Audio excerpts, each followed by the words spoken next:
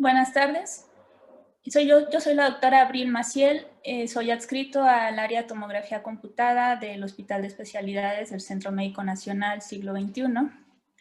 Y a continuación hablaremos acerca de la evaluación de la vía aérea a través de la tomografía computada.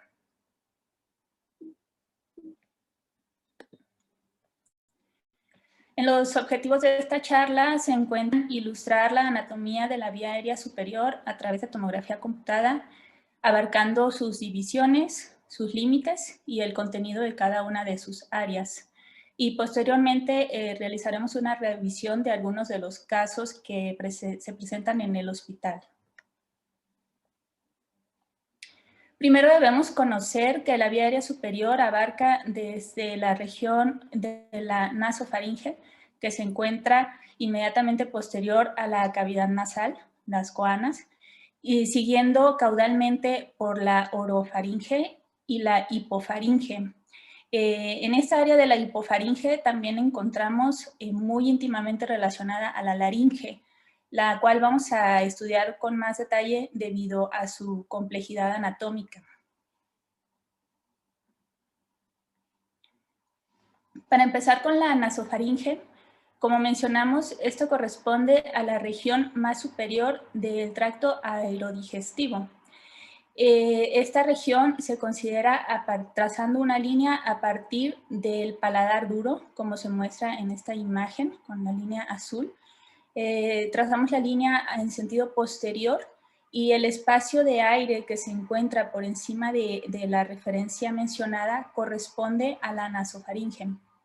En esta área, tejido escamoso, que básicamente es la mucosa que encuentra recubriendo a la región anatómica, el tejido linfático, que corresponde al tejido adenoideo, y los músculos constrictores, que por tomografía son difíciles de evaluar, pero pues son parte de la región. Más a detalle, tenemos aquí una imagen magnificada de la región de la nasofaringe, en la cual podemos identificar algunas estructuras. Dentro de las más importantes encontramos a los rodetes tubáricos, señaladas aquí con estas flechas de color azul. Los rodetes tubáricos van a estar dividiendo o están en medio de otras estructuras que corresponden a las aperturas de las trompas de Eustaquio de manera anterior a los rodetes.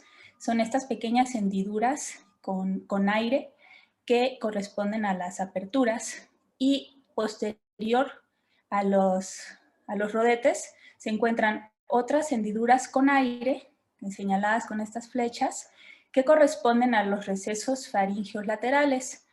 Es importante conocer las estructuras porque generalmente a nivel del receso faríngeo lateral es donde podemos encontrar el origen de neoplasias de la nasofaringe.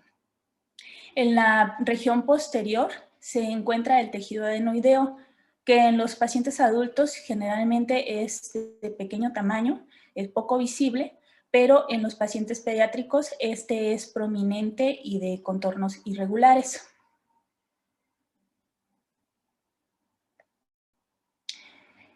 Después de esta región vamos a encontrar a la orofaringe. Es la región comprendida entre la nasofaringe y la hipofaringe, básicamente desde la línea que trazamos a nivel del paladar duro hasta por arriba del borde libre de la epiglotis. Toda esta región tiene un recubrimiento mucoso. En su interior podemos encontrar a las amígdalas palatinas y linguales, que forman parte del anillo de Waldeyer, así como al paladar blando, a la úvula, que es la extensión más caudal del paladar blando, las glándulas salivales menores y los músculos propios de la región, que corresponden a los pilares amigdalinos y al músculo constrictor de la faringe.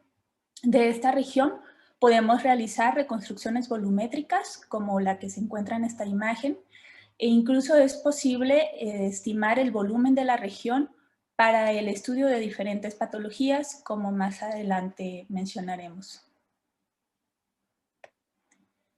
Siendo más detallistas en esta región, tenemos dos cortes axiales de tomografía computada contrastada, en la cual en un corte más cefálico podemos observar esta estructura de la línea media con densidad de tejidos blandos que corresponde a la úvula. Otras de las estructuras que encontramos es de manera lateral a ambos lados se encuentran las amígdalas palatinas, que en este caso pues son de tamaño normal en un paciente adulto. En el margen anterior de la orofaringe encontramos la base de la lengua, la cual también se acompaña de unas amígdalas, además las amígdalas linguales, y toda esta región pues debemos de lograr diferenciarla porque también hay patología propia de la base de la lengua que hay que pues, diferenciar.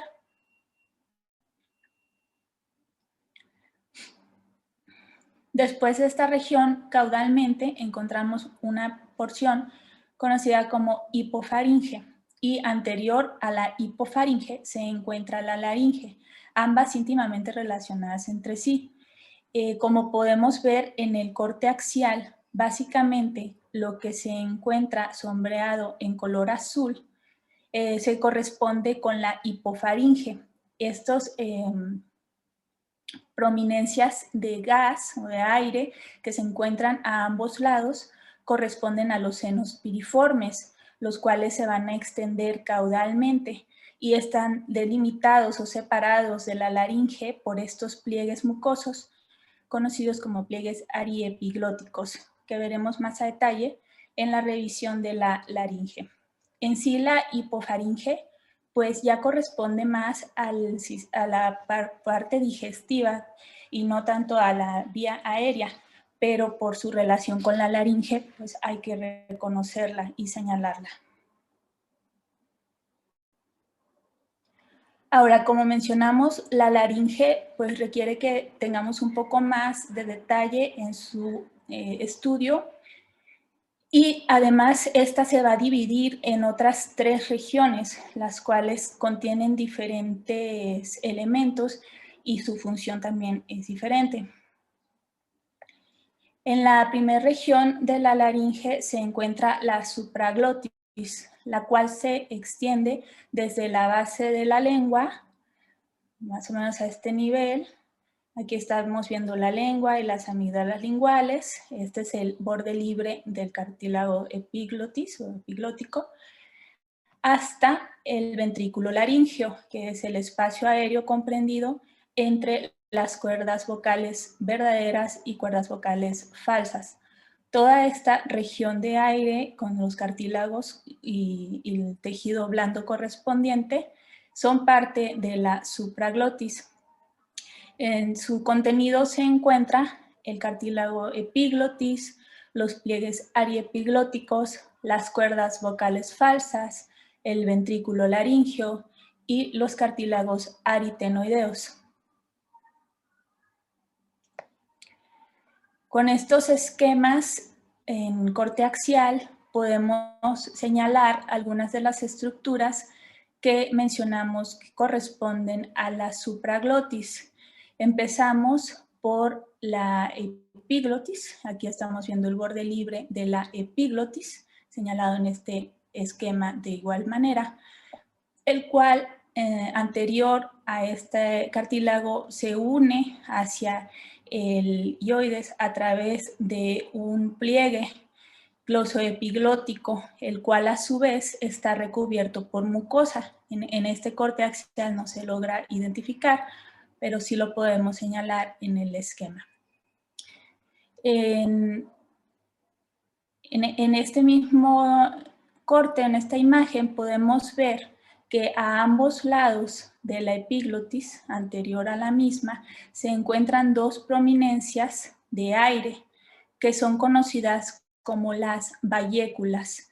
Las valléculas, y de ahí debemos separar esta otra porción con aire que se encuentra posterior a la epiglotis. Esto ya no corresponde a la laringe, sino a la hipofaringe y en sentido más superior todavía sería parte de la orofaringe. En el siguiente corte, yéndonos en sentido caudal, encontramos los pliegues ariepiglóticos, que son pliegues mucosos a ambos lados de la epiglotis, y estos van a hacer la división entre hipofaringe con sus senos piriformes y la laringe. En este corte también podemos observar el que ya habíamos mencionado como el pliegue glosoepiglótico, y en sí esta región es conocida como el espacio preepiglótico. A ambos lados del espacio preepiglótico encontramos dos áreas con densidad grasa, que son los espacios paraglóticos. En estos espacios es importante siempre localizar su densidad homogénea y que sean simétricos, ya que a través de estos es posible la diseminación de lesiones tumorales hacia la región glótica. En este corte podemos observar con mayor detalle los espacios paraglóticos, parte de los pliegues ariepiglóticos, la región más inferior de los senos piriformes y una porción del hueso hioides. En el plano coronal, lo que vamos a buscar es el ventrículo laríngeo, que como mencionamos es el espacio aéreo comprendido entre las cuerdas vocales falsas que se encuentran en la región superior y las cuerdas vocales verdaderas, que estas están constituidas por verdadero músculo y no por mucosa, y se encuentran en la porción inferior. Esta imagen con aire de manera alargada que se encuentra a la derecha corresponde al seno piriforme, pero como mencionamos, esta región propiamente es parte de la hipofaringe y no de la laringe. Otras estructuras que se pueden ilustrar en esta imagen son el cartílago tiroides, que se encuentra parcialmente calcificado, el cartílago cricoides, localizado de manera inferior y con una morfología en esta imagen como si fuera una U, pero en realidad es un anillo completo. Y no se alcanzan a ver aquí, pero en la porción posterior y por arriba del cartílago cricoides se encontrarían los cartílagos aritenoides, que están en la parte posterior a ambos lados. La siguiente región de la laringe corresponde a la glotis, la cual se extiende desde la base del ventrículo laríngeo hasta 1 centímetro por debajo del mismo. En esta región básicamente encontramos a los músculos tiroaritenoideos, es decir, estos se insertan del cartílago tiroides en el vértice anterior hacia los cartílagos aritenoides a ambos lados y posteriormente, y corresponde también a los ligamentos vocales. En conjunto, los músculos y los ligamentos conforman a las cuerdas vocales verdaderas. Y en esta región, en este corte coronal, podemos identificar las cuerdas vocales verdaderas, el cartílago tiroides, el cricoides y la tráquea. En el corte axial tenemos una imagen obtenida a nivel de la glotis, en el que las cuerdas vocales se encuentran separadas. Entonces vemos que se extienden desde el vértice del cartílago tiroides, ahí surgen estos músculos que se extienden hacia la región posterior a ambos lados, hacia los cartílagos aritenoideos que están en esta región. Y esta parte corresponde a la glotis. Posteriormente tenemos la región subglótica o subglotis, que se extiende del borde inferior de la glotis, donde encontramos las cuerdas vocales, hacia el borde inferior del cartílago cricoides, es este cartílago que obtenemos en este corte. En sí, la región subglótica únicamente contiene al cartílago cricoides, y a una mucosa que reviste toda la porción interna y es un cono mucoso. Ok, entonces en estos esquemas, en corte axial y coronal, una vista posterior, podemos observar al cartílago cricoides, que tiene forma de un anillo. A ambos lados se encuentra parte todavía del cartílago tiroides y el espacio comprendido entre cartílago tiroides y cricoides, como también lo podemos ver aquí, se considera la articulación cricotiroidea. Es importante conocer esta región porque en ella, en la porción más posterior, transcurre el nervio laringio recurrente y una lesión en esta región puede dañar al nervio laringio recurrente con la consecuente parálisis de una cuerda vocal, depende del lado que esté afectado. En el esquema coronal tenemos una visión de las tres regiones que ya hablamos, la región supraglótica, la región de la glotis y la región de la subglotis.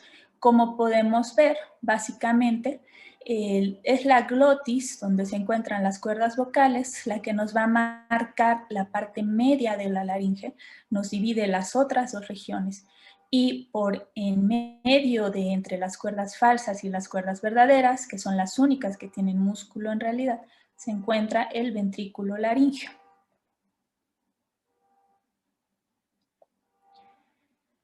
Ahora, conociendo la anatomía de la vía aérea superior, la cual pues puede llegar a ser un poco complicada y requiere de su revisión, podemos hablar de cuál es el protocolo tomográfico para la evaluación o el estudio de patología en esta región. Básicamente, el escaneo se realiza pues como una tomografía de cuello, desde la base del cráneo hasta la bifurcación de la tráquea y en la carina. Lo recomendable es realizar cortes de 3 milímetros de espesor y también lo más recomendable es que se realice el estudio con medio de contraste iodado endovenoso para tener una mejor diferenciación de diferentes estructuras del cuello, el cual sabemos pues es complejo, y poder valorar mejor el reforzamiento de la mucosa, de los trayectos vasculares y en caso de que se encuentre alguna lesión, pues también ver qué comportamiento tiene esta con el contraste. Se recomienda que la adquisición se realice a los 40 segundos posterior a la inyección del contraste y siempre realizar reconstrucciones multiplanares que nos ayuden a evaluar con mejor detalle las diferentes regiones de la vía aérea. Algunas técnicas especiales que podemos utilizar para el estudio de la vía aérea consisten en pedirle al paciente que realice una maniobra de Valsalva, como ya sabemos este esfuerzo, como si el paciente estuviera pujando, en el que lo que vamos a buscar es la apertura de la glotis, es decir, a nivel de las cuerdas vocales. Esto generaría a su vez una distensión del ventrículo laríngeo y de los senos piriformes, y con ello buscamos evaluar de mejor manera o con mayor detalle lesiones localizadas a nivel del vestíbulo laríngeo y o de la hipofaringe. También podemos pedirle al paciente que durante el estudio realice una fonación sosteniendo la pronunciación de una vocal. Con este método buscamos generar una aducción de las cuerdas vocales verdaderas y falsas. Podemos evaluar la extensión de lesiones tumorales a través de la glotis, porque hay algunas lesiones transglóticas, y también sirve mucho para la identificación de parálisis de cuerdas vocales. Obviamente, cuando realizamos el estudio con fonación, también lo realizamos con el paciente durante la relajación, sin ejercer ningún sonido y también pues con una respiración tranquila, sin ningún tipo de esfuerzo. Y también tenemos la maniobra de Müller. Esta consiste en pedirle al paciente que trate de realizar una inspiración forzada, pero con nariz y boca tapados. Esta maniobra generalmente la realizan los otorrinos durante la laringoscopia, pero también se puede adaptar a la tomografía y de hecho es algo que frecuentemente nos piden en el hospital. Y con esta maniobra buscamos que se genere una contracción de los músculos de la faringe. Básicamente se utiliza para valoración en pacientes con síndrome de apnea obstructiva del sueño y con ella realizamos mediciones de la orofaringe durante la relajación y durante la maniobra de Müller. En esto se busca ver qué tanto se colapsa la orofaringe al realizar la maniobra y dependiendo del grado de colapso, pues conlleva una valoración diferente en su síndrome y pues es parte del diagnóstico, aunque no es el gold standard o el diagnóstico definitivo para el síndrome. Hay muchas otras estudios o técnicas que se tienen que realizar en ellos para pues diagnosticarlos. Es importante en el estudio de la vía aérea con tomografía el realizar las reconstrucciones en volumen rendering que nos permite una valoración completa del trayecto de la vía aérea desde la nasofaringe. Incluso podemos ver en estas reconstrucciones las regiones, los senos paranasales, la cavidad nasal, la tráquea, la parte de los pulmones, y con esto pues podemos valorarlo en diferentes proyecciones. Otra ventaja de la tomografía computada en la vía aérea es que nos permite realizar navegación virtual, como en este ejemplo, en el que podemos seguir todo el trayecto de la tráquea desde la bifurcación en los bronquios principales, vamos ascendiendo a través de todo su recorrido, llegamos a la región de la glotis, aquí estamos viendo el cartílago de la epiglotis, y ya estamos a nivel de la orofaringe. Nos piden frecuentemente en el hospital que realicemos este tipo de reconstrucciones en pacientes que tienen cuerpos extraños, alguna lesión en el trayecto de la vía aérea, estenosis, tumores, etc. Ahora, para revisar algunos de los casos que se presentan en nuestra unidad médica, como les mencionaba acerca del síndrome de apnea obstructiva del sueño, es un estudio que nos piden en el cual nos enfocamos a nivel de la orofaringe. Este estudio lo piden más frecuentemente los cirujanos maxilofaciales, pacientes que tienen una mordida clase 2, que es cuando el mentón o la mandíbula es más pequeña que el maxilar, y esto genera pues un deslizamiento posterior de la lengua, de la úvula, y hace que el calibre de la orofaringe sea más pequeño de lo que debería. Y pues cuando el paciente está dormido, esto dificulta aún más su respiración, disminuye más el calibre de la vía aérea. Y por ejemplo, en este paciente podemos ver cómo la úvula prácticamente ya está contactando con la pared posterior de la orofaringe, ejerciendo o condicionando un bloqueo del paso de aire de la nasofaringe a la orofaringe. También vemos que las amígdalas palatinas de este paciente son prominentes, siendo un poco más prominente la del lado izquierdo. Se genera una irregularidad en el calibre de la vía aérea. Podemos verlo también en este corte axial. Y en estos pacientes es cuando realizamos la maniobra de Müller. Se genera un colapso de la vía aérea o a veces solo una disminución en el calibre de la orofaringe y se realizan mediciones de las dos tomas durante la relajación y tras la maniobra, y también se obtienen las reconstrucciones volumétricas con la obtención del volumen de estas áreas para determinar qué tan severo es la disminución del calibre o la obstrucción. Generalmente en estos pacientes realizan cirugía ortognática de la mandíbula y hacen una osteotomía de avance con lo cual generan pues que se abra o se incremente el diámetro de la orofaringe.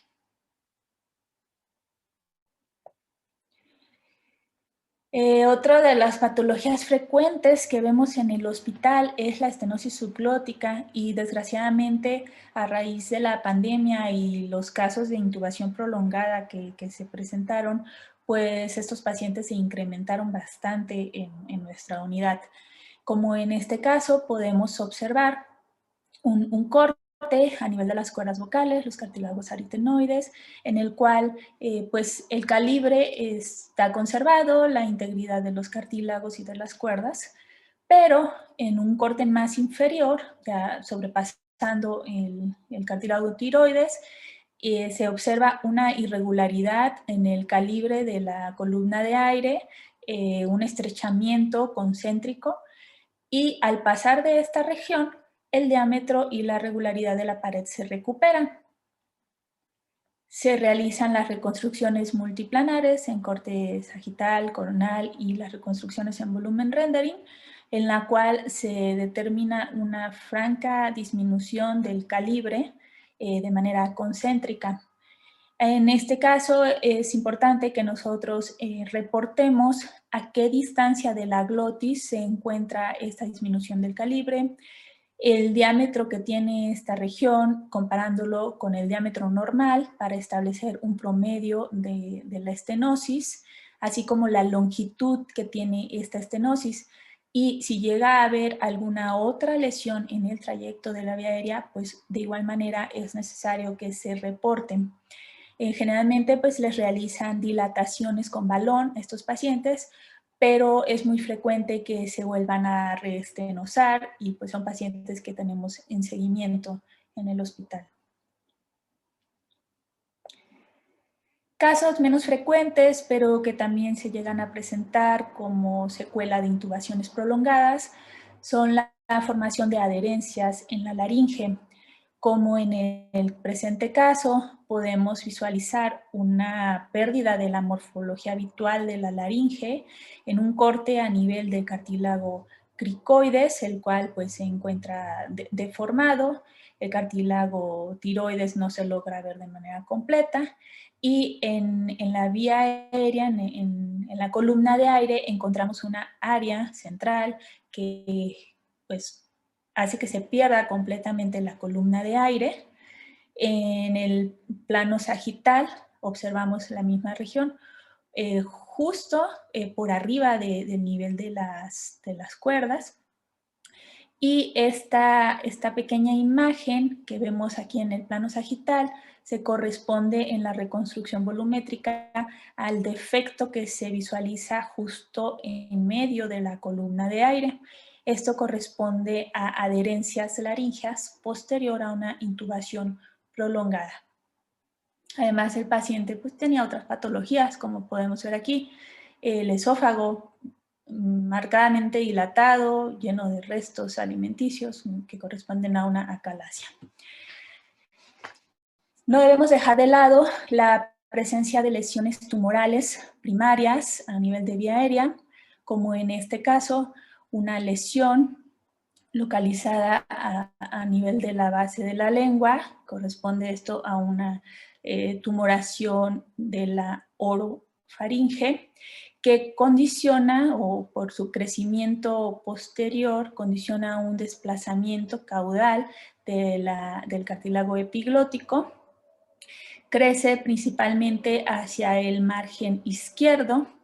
Esto oblitera el espacio paraglótico. Hay una destrucción parcial del cartílago. Esta lesión irregular tiene un reforzamiento discretamente heterogéneo.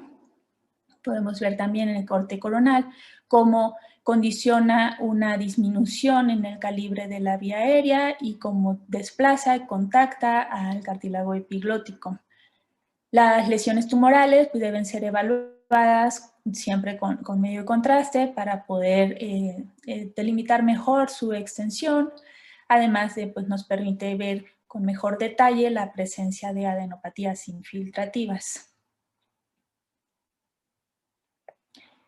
También contamos con la presencia de lesiones metastásicas, secundarias a otras lesiones, principalmente, como en este caso, dependientes de glándula tiroides. Este es un paciente al cual cuenta con antecedente de carcinoma medular de tiroides. Se le realizó una tiroidectomía total. Sin embargo, en sus seguimientos, pues se vio que tenía alteraciones de las pruebas tiroideas.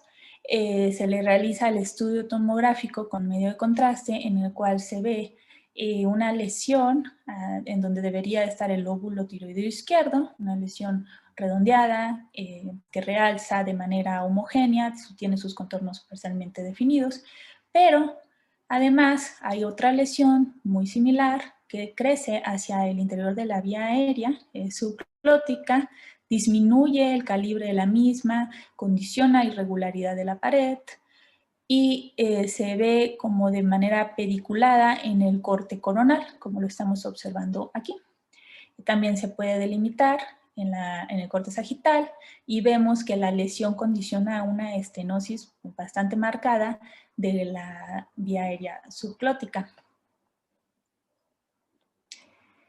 Al hacer la extensión con una tomografía de pulmón, pues encontramos la presencia de numerosas lesiones nodulares sólidas de distribución difusa en ambos pulmones, las cuales pues podemos observar también en la reconstrucción volumétrica.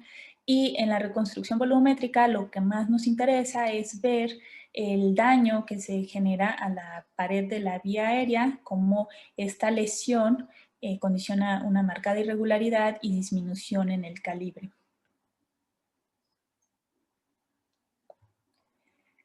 También podemos encontrar lesiones postraumáticas, como en este caso de un paciente joven que posterior a una riña pues, recibió una lesión en el cuello que le generó una fractura y deformidad del cartílago tiroideo.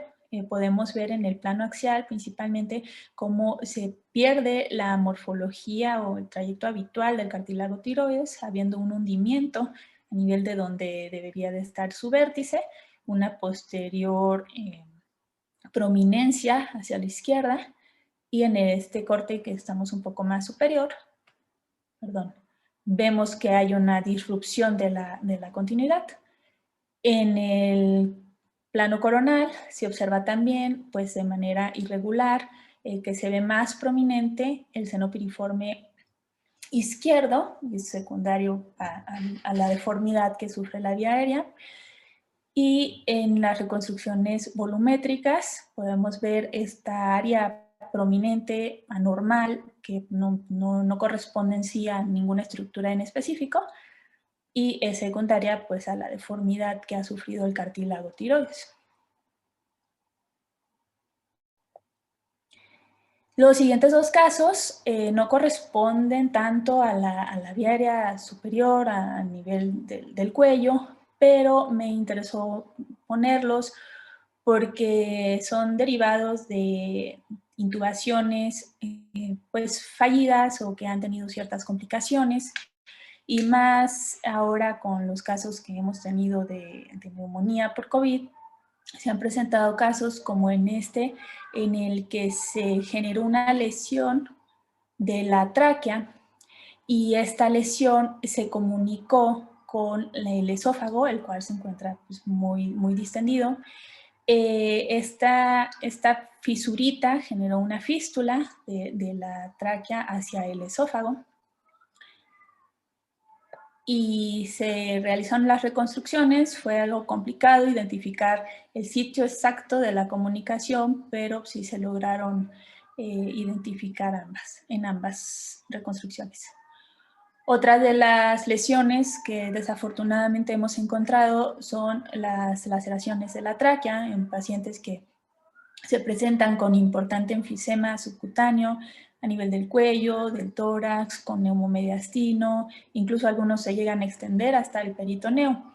Al hacerles su estudio, bueno, primero se pensaba un neumotórax a tensión, secundaria que se coloca un catéter, etcétera, pero desgraciadamente, como en este caso, se encontró que se debía a una extensa laceración de la pared posterior de la tráquea, incluso llegando hacia la bifurcación y abarcando al bronquio principal izquierdo. Podemos ver que la laceración se determina muy bien en las reconstrucciones volumétricas y de esta también se puede hacer su reconstrucción a través de una navegación virtual en la que se logra seguir el trayecto completo y prácticamente pues hasta el bronquio.